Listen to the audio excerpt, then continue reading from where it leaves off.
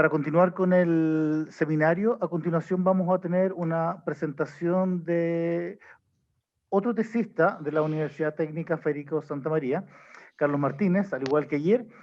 En esta oportunidad, también relacionado con hidrógeno verde, el estudio expondrá sobre la prefectibilidad para la utilización del hidrógeno verde como vector energético para reemplazar la generación diésel. Con esto, Carlos, por favor, tienes el tiempo para poder. Carlos, Sí, aquí estoy. por favor, tienes habilitado la función Sí, para sí, sí. exponer. Sí, me parece. Muchas gracias. Ya. A ver, déjeme probar.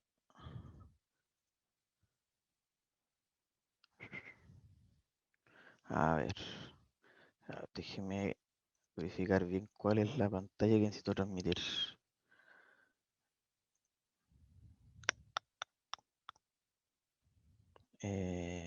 Esta. Ya, ahora sí. Ya. Ahí ve la pantalla completa, ¿cierto? Sí, se ve completo, Carlos. Ya, muchas gracias. Y se escucha perfecto. Ok. Bueno, muchas gracias entonces. Buen día a todos.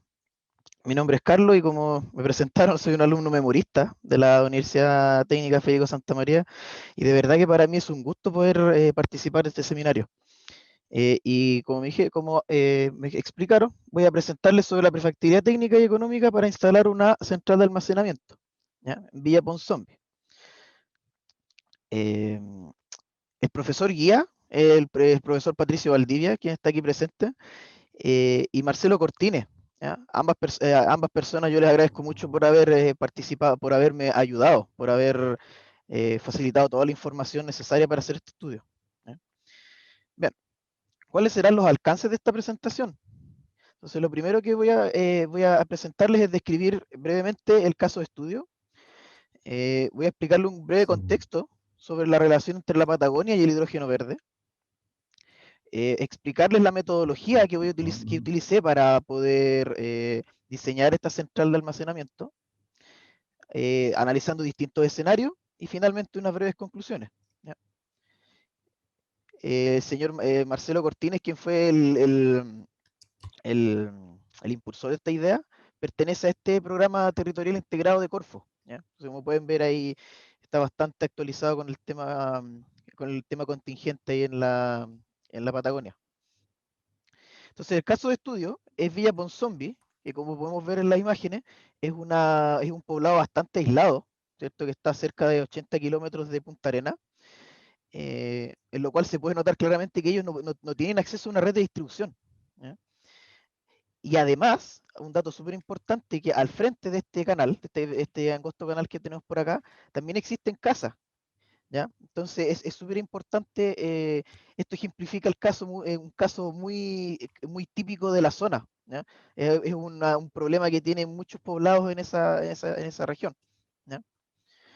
Entonces, ¿cómo se abastece actualmente Villa Ponzombi de energía eléctrica? Tiene un generador propio de 80 kilowatts, ¿cierto? Como suministro principal y un pequeño banco de baterías, que es necesario para que el inversor funcione. ¿Ya? Tiene una demanda máxima que se proyectó en 50 kilowatts en base a datos obtenidos de las bases de licitación para este proyecto de autogeneración y se corrigió la demanda trayéndola a la fecha actual mediante datos demográficos. ¿Ya? Mediante la proyección de datos demográficos se corrigió esa demanda máxima. También se instalaron, se proyectó instalar en ese año, en el año 2016, 3 turbinas mini eólicas que actualmente ya se encuentran en funcionamiento hace un par de meses. ¿Ya? Obviamente tiene un inversor que está programado para priorizar la energía eólica por sobre la diésel. Esa es la idea. La idea era desplazar diésel y lo lograron. Y estos eran los costos asociados que tenía en operación y mantenimiento antes de la instalación de la central eólica. ¿Ya? Es bastante dinero, considerando que es un poblado que tiene alrededor de entre 50 y 60 habitantes. ¿Ya? Entonces, primera pregunta, ¿por qué almacenar? ¿Ya? Si supone que ya instalaron una central de generación eólica. Entonces, describamos cómo está la situación energética de la región de Magallanes. Como podemos ver acá en este gráfico, en ambos gráficos, nos podemos dar cuenta que básicamente el consumo energético es en base a combustibles fósiles, gas natural principalmente porque es una región productora, y derivados del petróleo. Fíjense que la proporción en comparación a Chile y el mundo es bastante más elevada en esa zona, en la región de Magallanes. Por lo tanto, desplazar la utilización de este combustible en un cierto porcentaje va a tener un gran impacto en la disminución de gases de efecto invernadero, ¿ya? Fíjense el nivel de electrificación también, que por el contrario, con respecto a Chile y el mundo, es bastante bajo. Ahí se ve, claro. Entonces, claro, parece un poco contradictorio porque en el sur existen vientos particularmente favorables para la generación eólica, como se muestra en esta imagen. Podemos ver que podemos encontrar muchas hectáreas donde podemos obtener factores de planta superiores al 45%, como el ejemplo de la central Cabo Negro, que lleva ya algunos años funcionando, y tiene un factor de planta de un 53% en promedio y puede llegar incluso hasta un 70% en ciertos años privilegiados, ¿ya? Entonces, como existe una natural divergencia entre la generación eólica y la demanda eléctrica, es que necesitamos nosotros poder almacenar, ¿ya? Y claro, colocar almacenamiento mejoraría la eficiencia en la inversión de capital en energías renovables variables como es la energía eólica, ¿ya? Y ahora, ¿por qué utilizar hidrógeno verde? ¿Cómo se llama? Los objetivos de desarrollo sostenible de la ONU indican que la energía se debe garantizar a la población, pero en forma sostenible. ¿Bien? ¿Y cómo logramos esto? Si estudiamos las estrategias que ha tomado el mundo, países desarrollados para alcanzar estos objetivos de ser carbono neutrales, en todos ellos podemos observar que el hidrógeno es un pilar fundamental, ¿ya? Para poder lograr estas metas. Y Chile no se queda atrás. Chile también, como expuso el ministro anteriormente, tuvo una estrategia bastante agresiva en cuanto a insertar una economía del hidrógeno en el país, ¿ya? ¿Y por qué? Entonces, ¿por qué el hidrógeno verde también? Si podemos observar, no solamente el hidrógeno verde lo podemos utilizar para generar energía eléctrica y para almacenarla, porque va a tener un impacto también en el transporte. Podemos ver, hay muchos ejemplos donde ya se está probando en el mundo proyectos pilotos, por ejemplo, barcos, en países como Finlandia, que tiene hartos fiordos como la Patagonia chilena, ya se están utilizando ferries con solo hidrógeno o híbrido entre hidrógeno y diésel, ¿ya?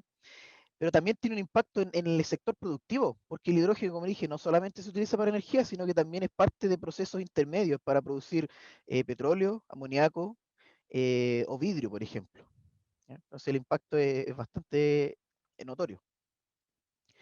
Otro aspecto importante, algo que yo me di cuenta que está muy, que aparece en todas las estrategias, es hacer participar a la ciudadanía para poder recoger las características propias de cada territorio. Y eso es súper importante porque no todos tienen las mismas necesidades energéticas y la misma capacidad de producción energética.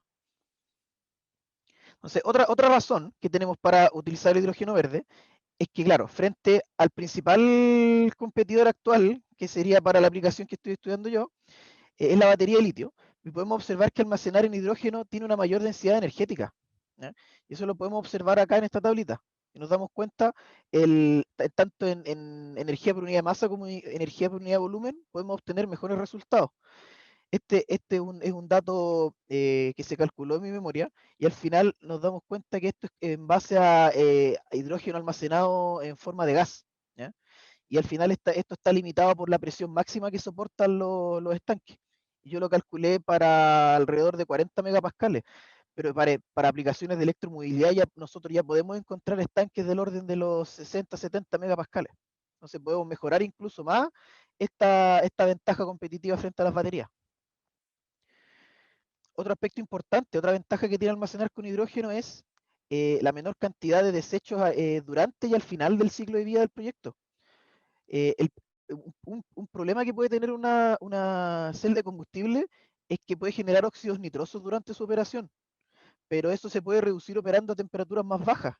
Y la celda de combustible tipo PEM que tenemos pensado utilizar, eso opera a temperaturas menores a 100 grados, alrededor de 70-80 grados.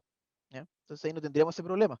En cambio, las baterías, al término de su vida útil, como está compuesta por metales pesados como mercurio, litio, níquel, que pueden si terminan en la Tierra, estos van a ser bastante perjudiciales, ¿ya? Para la salud y para el ecosistema. Otra ventaja que encontramos con respecto al hidrógeno fue que los costos de inversión son más bajos, ¿ya? Esto se obtuvo en base a las tablitas que están acá abajo, donde estos son los costos que se proyectan de aquí a un corto plazo, un par de años. Fíjense que tiene una componente que depende de la potencia a la cual yo estoy diseñando y otra que depende de la energía. Lo mismo para las baterías. Y esta es una tremenda ventaja, este numerito que está acá, puesto que una vez que yo tengo diseñado, una vez que yo conozco la potencia que necesito administrar, el yo querer aumentar mi capacidad de energía es muy barato porque básicamente en un sistema de almacenamiento basado en hidrógeno, basta con tener un estanque más grande para poder almacenar más energía. ¿Ya? En cambio, con las baterías obviamente necesito comprar yo más baterías, un número mayor, más elevado. Entonces la propuesta del sistema de almacenamiento para vía Ponsonby, bueno, consiste en el estado base, ¿cierto? Que es tener un inversor con su parque eólico y generador diésel y con mi sistema de almacenamiento reversible. Y al final esto es un electrolizador tipo PEM que puede operar en ambos sentidos. Es decir, eh, puede recibir energía eléctrica del parque eólico para producir hidrógeno por electrólisis y también es capaz de utilizarlo de vuelta, ¿ya? E inyectarle energía a la red, ¿ya? Entonces, ¿cómo se diseñó, cómo se estudiaron los escenarios para poder encontrar lo más favorable?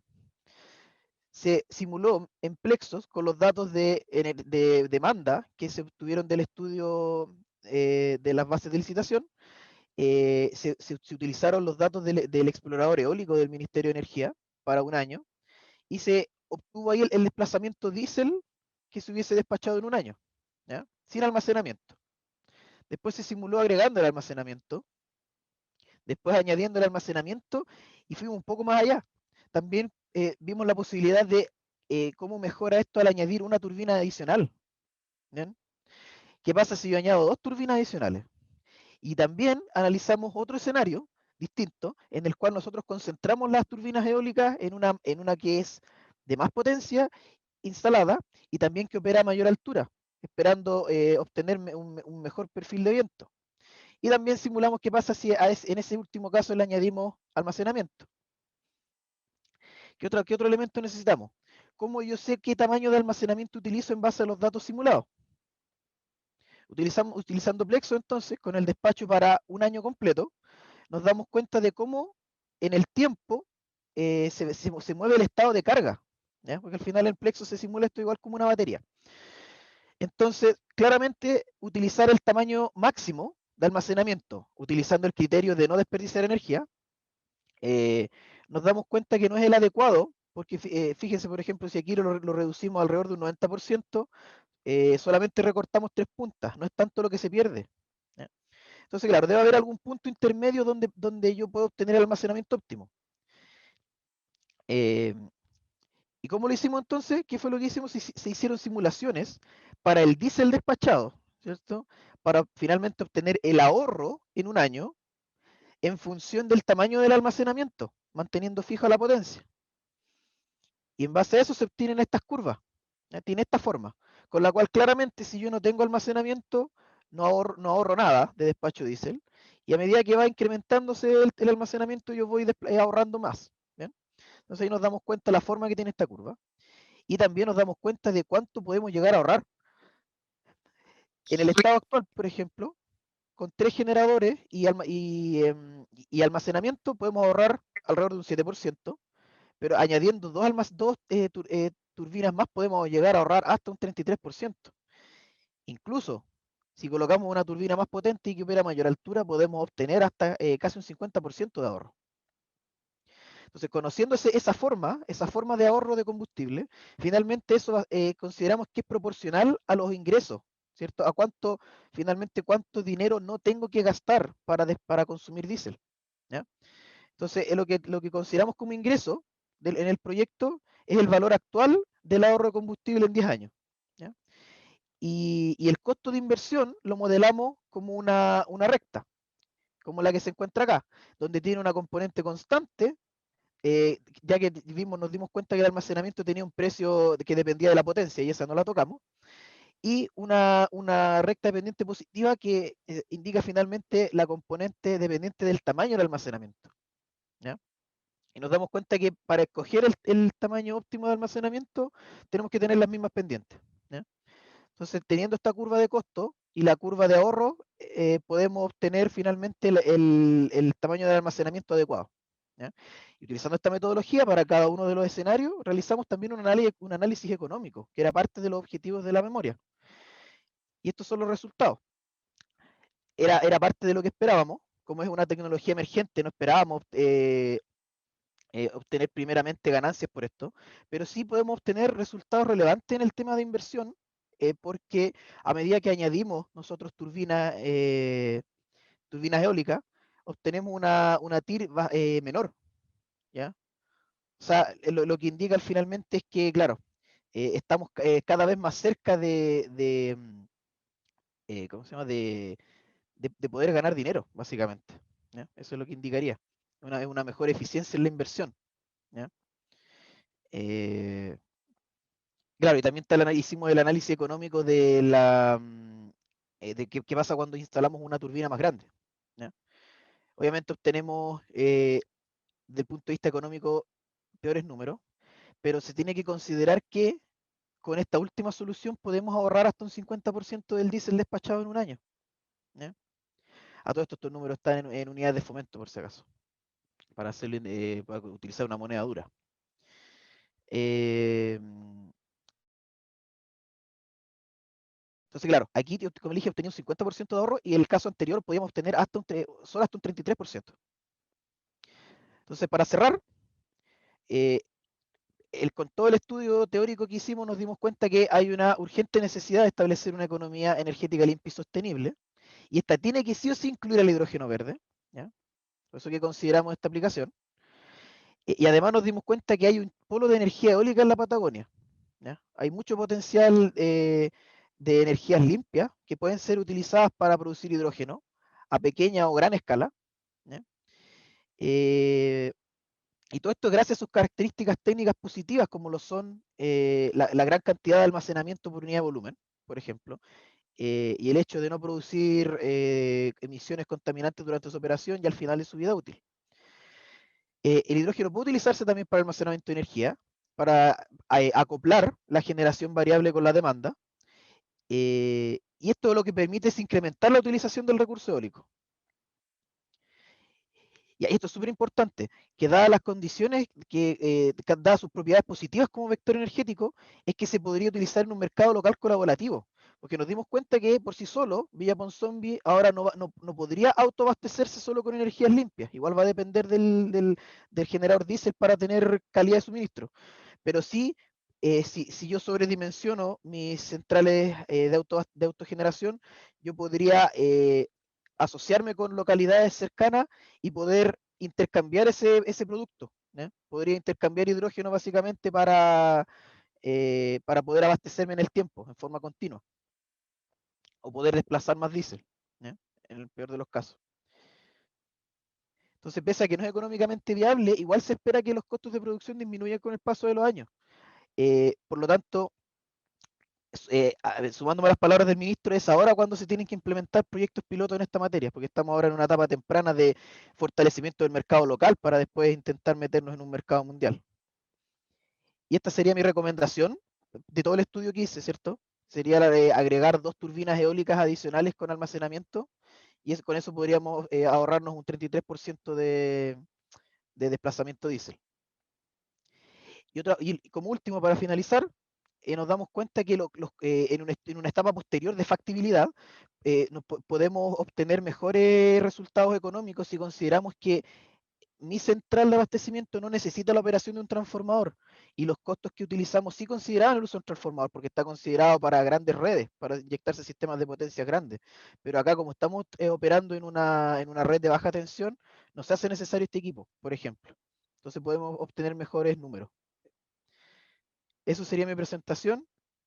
De nuevo, agradecerles por su atención y por haberme invitado, y espero haber sido un real aporte al seminario. Muchas gracias.